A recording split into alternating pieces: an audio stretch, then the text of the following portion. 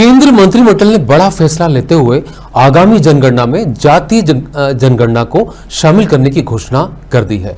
इस पर राहुल गांधी ने प्रतिक्रिया देते हुए कहा कि हमने पहले ही कहा था कि जाति जनगणना करवानी ही पड़ेगी, हम ये करवाकर ही रहेंगे।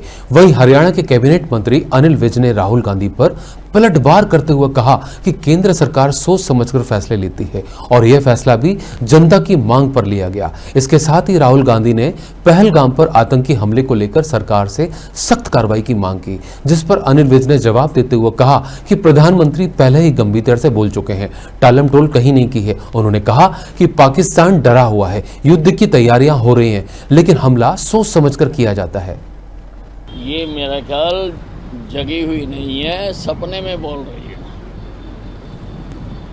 क्योंकि ये काम तो अब सपने में भी नहीं हो सकता। बाबरी की ईंट तो एक एक उखाड़ के फेंक दी गई है, वहाँ पर अब भव्य राम मंदिर बन गया और इनको अभी भी बाबरी याद आ रही है। ये तो सपने में बोल रही लगी। केंद्रीय मंत्रिमंडल कोई भी फैसला करने से पहले उसका राष्ट्रव्यापी अध्ययन करवाता है। इंटेलिजेंस एजेंसियां उसका अध्ययन करती हैं और जो उसमें फिर फैसला आता है उसके मुताबिक वहाँ पर निर्णय किया जाता है।